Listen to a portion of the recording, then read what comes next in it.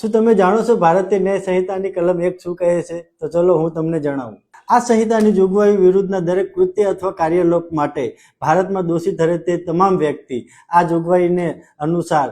શિક્ષાને પાત્ર થશે. ભારતની બહાર કરેલા કોઈ પણ ગુના માટે ભારતમાં તે સમયે અમલમાં હોય તેવા કોઈ પણ કાયદા મુજબ જેની સામે ઇન્સાફી કાર્યવાહી કરી શકાય તે દરેક વ્યક્તિ